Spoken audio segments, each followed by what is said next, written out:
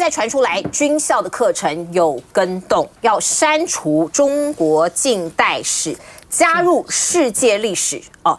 从世界历史来取代中国近代史，那我们看到呢，媒体就说这个是在去中吗？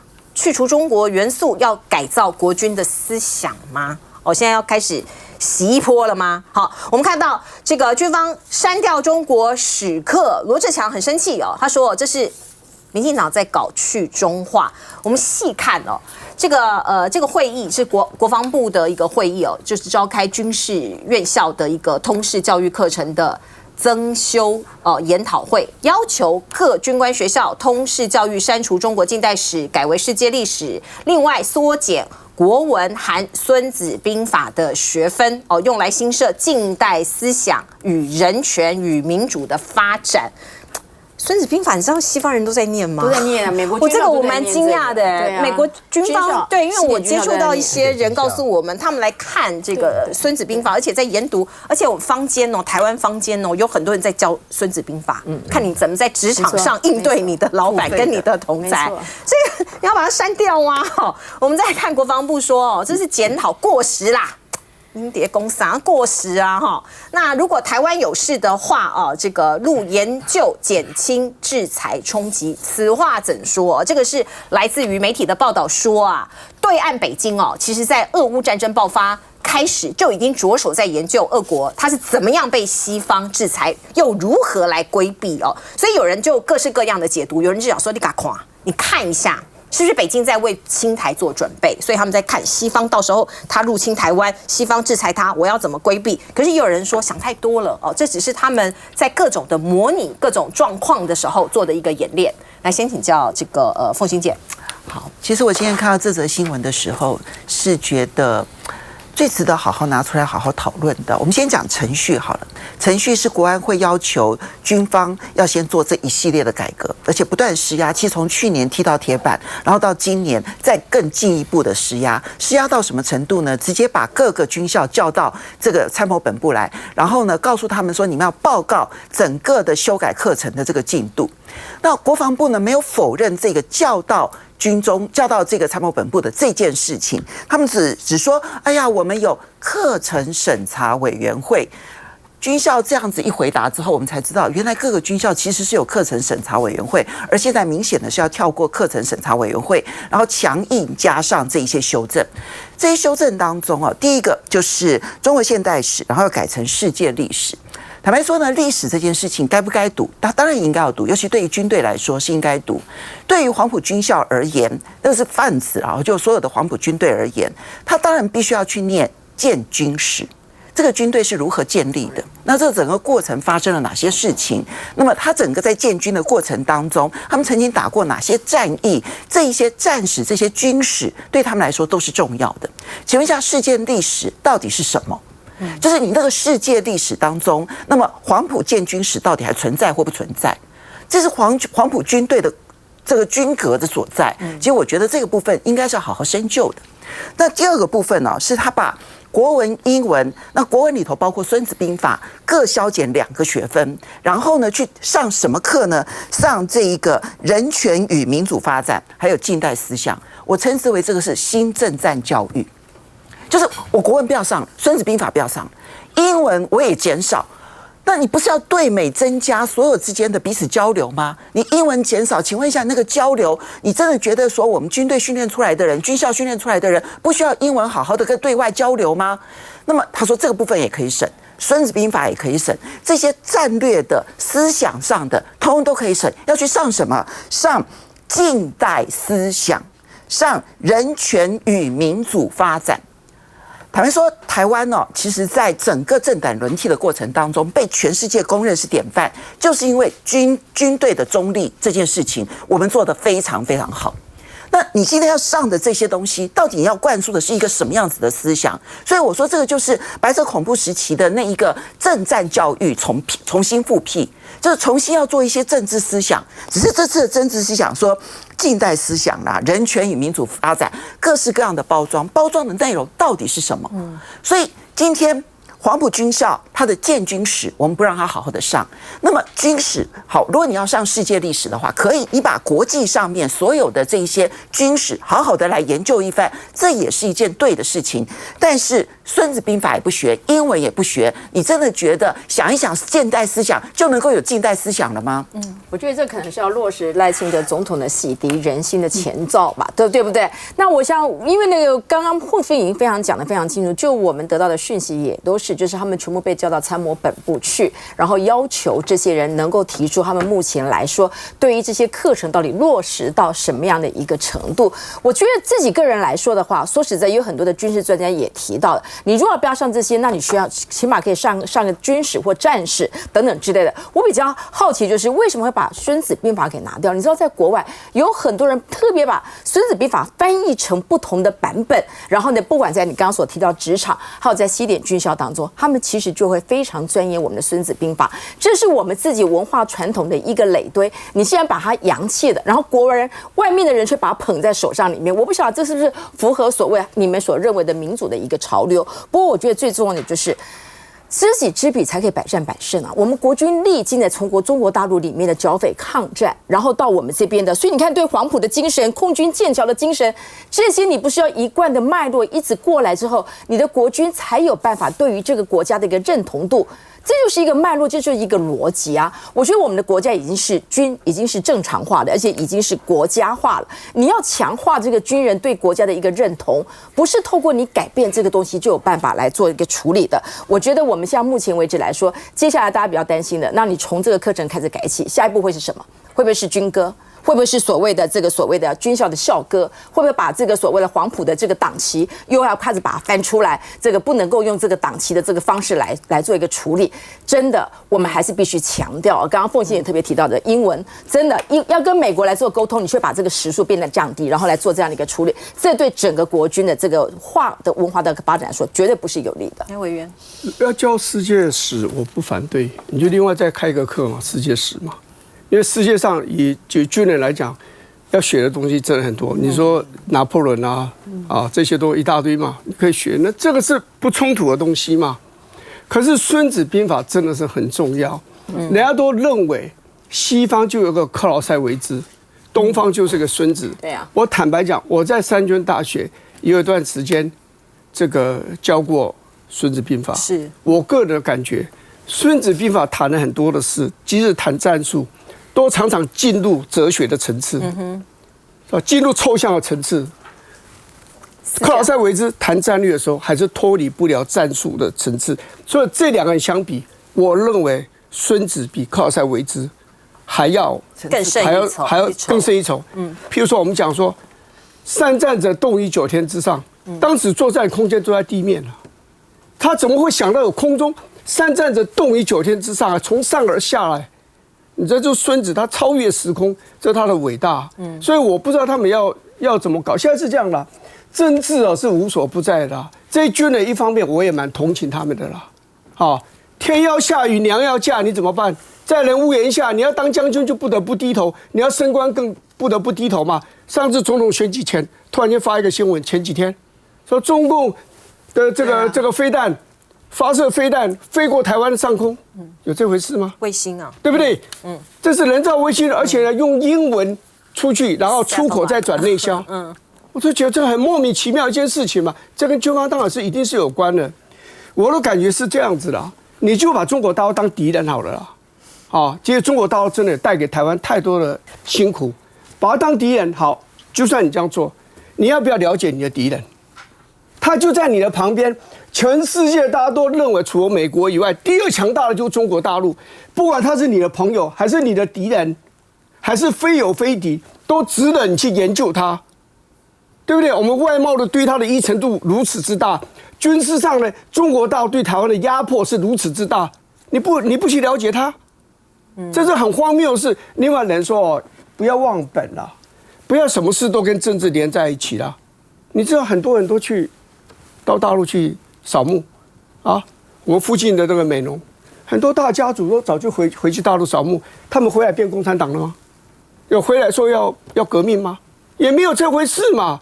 甘乃迪我喜欢他那个原因啦，甘乃迪他的祖籍是爱尔兰，他1963年到爱尔兰去访问的时候，他特别跑到 Wexford County， 他的祖先所来的到美国的祖先就是从那边出发，是他特别到那个小镇去造访，他可以不必嘛？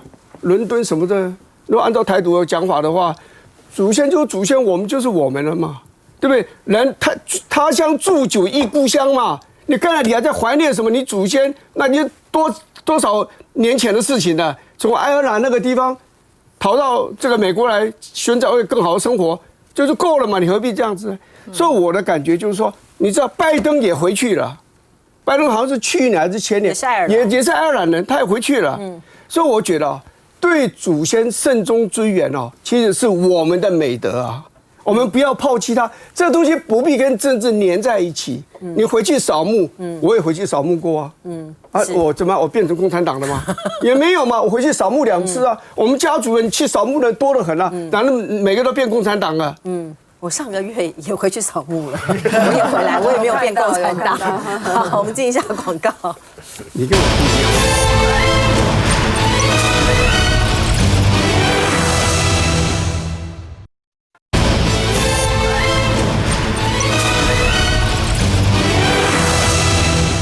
好，霸凌的事件现在在各个地方连环爆，就像是 Me Too 一样哦，好多人哦，这个各自的都到各个民意代表去投诉啊，接不完，不管从地方在中央都一样，你看接不完。那今天民众党开记者会控诉台湾某体育大学的一个系主任霸凌。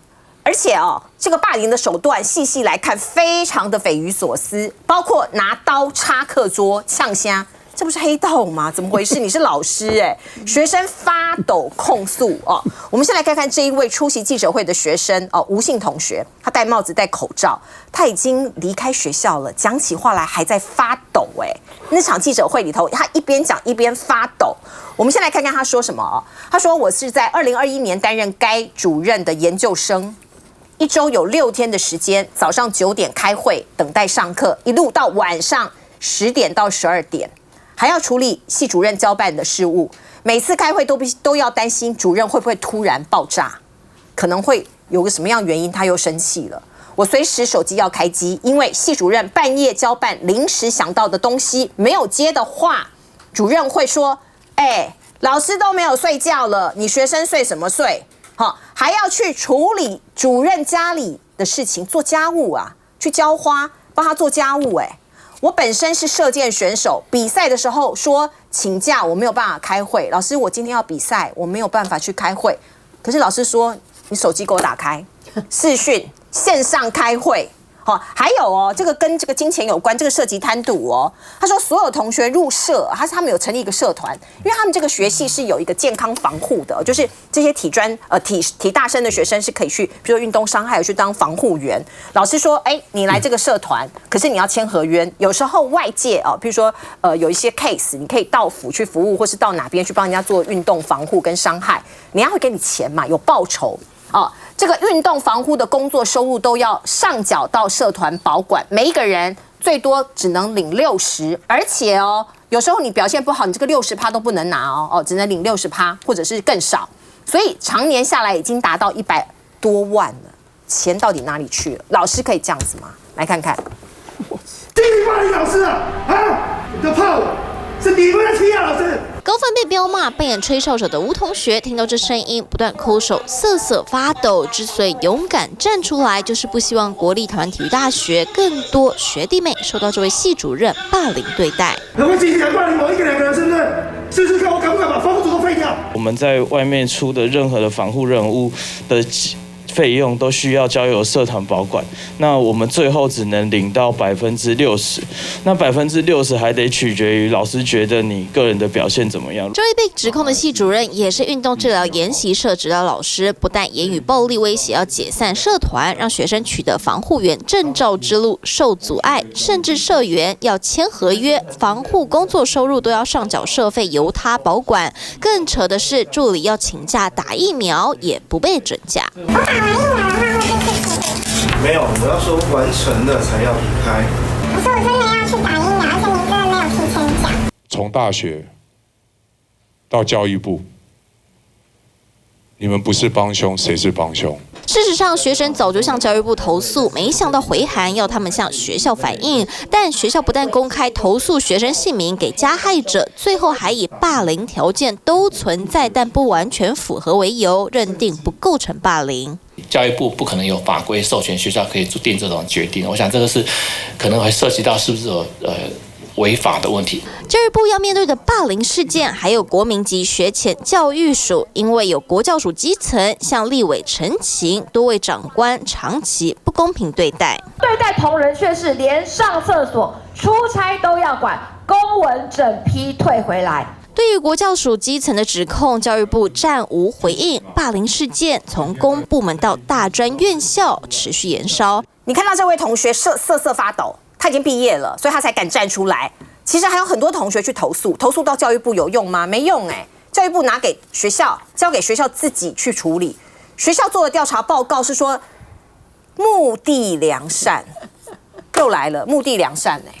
这个案子非常严重哦，我们后来就是整个调查这个结果，差不多至少有将近10个人，有学生有助教，都印证说有这个事情，所以我们才开了今天的记者会。刚刚大家听到2段的这录音档，这是这个勇敢挺身而出这个吴同学，他早上到我们记者会要开这个现场之前，然后讲他自己都还有点担心，你就知道我们国内连对那种吹哨者要愿意站出来的人，那种保护是多么的缺乏的。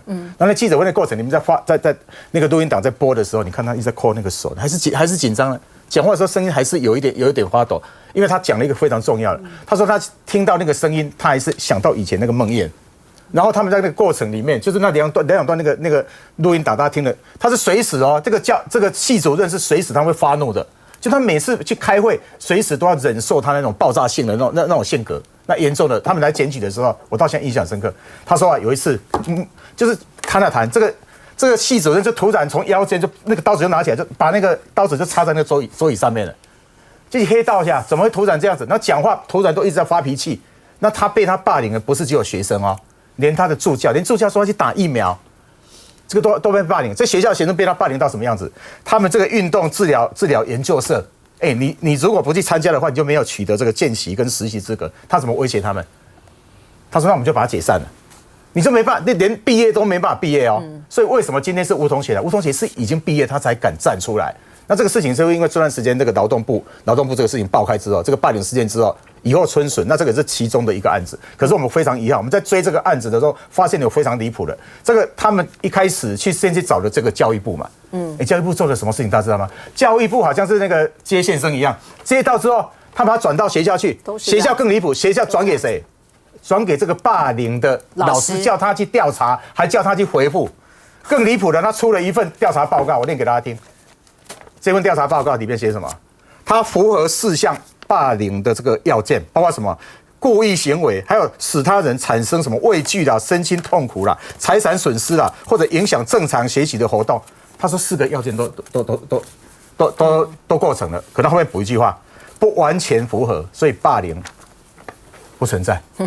另外，这里好，国立大学，国立的体育大学的，结果你看他已经认为是有4项霸凌条件，就后来的结论竟然是这样子。更严重的，我觉得是教育部，给我们请师长到现场来，我就直接问他了，你怎么变成一个接线生？我问他的时候，后来他做一个报告，就我发现有几个，我问他说。你至少去查清楚吧。当初如果说已经要件成立的，是谁去推翻这个？第一个，他们也没有这个。第二个，到底是谁转的？他们都没有调查。第3个更严重哦，大家知道吗？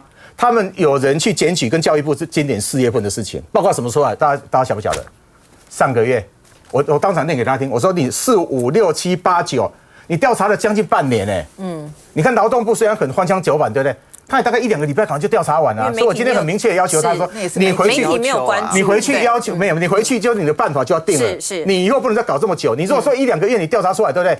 这个事情早就解决了，怎么拖到今天呢？来，永平姐，是这个事情哦，我认为非常的严重，而且后续不可以轻忽。主要的原因是因为大家今天看到这个吴姓。前学生了，他已经毕业了，他瑟瑟发抖，对不对？可是大家必须要了解啊，第一个呢，体育界是一个蛮封闭的圈子，然后体大生呢，他虽然他们之前曾经是运动员，他不是射箭选手吗？好，那不管说他的路走到哪里，可是呢，运动员的生命都很短暂，所以他为了他的长期的事业来讲呢，他一定要有一个特殊的专长，而这个特殊的专长就是现在呢，大家很多开发的啊，那大家很多也慢慢有这个观念呢，就是他去当防护员啊，等于去协助其他的体育运动选手呢放松。像我们就知道说，像他们这种大学的社团呢，他们会去帮那个高中不是也有篮球赛吗？有什么他们去帮高中的球队处理，那一些部分呢，都是有编列一些少数的预算的。好。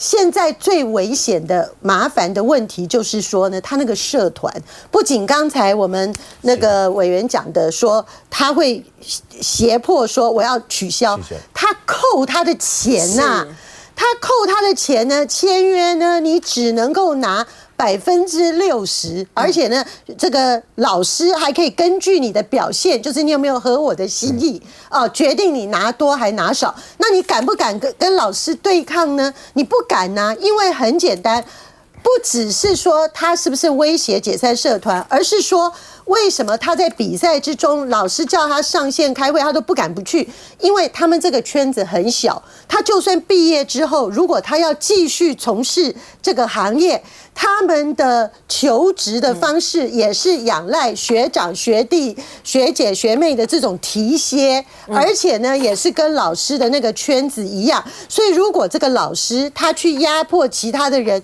对他进行封杀的话，他连毕业都没有办法得到好的未来嘛。所以我认为说，像这个部分，尤其这个社团，尤其已经涉及钱，尤其他的指控已经这么清楚，对，可不可以拜托立法委员再进的部分去司法体系告发他，让检调介入调查这个事情，我觉得才有可能惩治这种恶施。对，我觉得我很快补充一件事情就好，因为自己身为学务长，这件事情常常遇到非常的多次。教育部当然应该谴责，因为他没有帮学生带个 backup， 而且调查时间这么晚。但是我必须要说，真的很需要被检讨，就是我们学校对于霸凌委员会还是性平委员会，你所成立的这些老师，在面对这些事实的时候，都是你的同僚，都是你学校的同等的老师。在这个时候，他们做什么样的判断，有没有会因为彼此之间的关系是不错的，所以以至于你刚刚已经符合的4大条件当中，他觉得利益良善。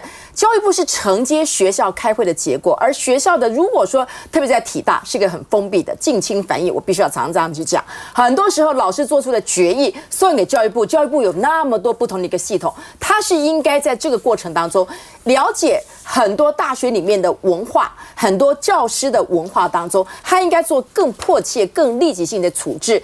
否则，你如果让大学里面有很多老师组成这个调查委员会，如果彼此之间都是非常接近的，不是综合大学，而是一般的艺术学校或是体育院校，都是自己同一个系统，你会做出这样的决议，我告诉你，真的是非常有可能。那这个时候的祸首应该是谁？我觉得这才是一个重点。哇，这个阳光都没有照进去这个学校里面哦，真的我们要离进步国家还非常远，这个地方真的还需要再加强。来，我们进一下广告。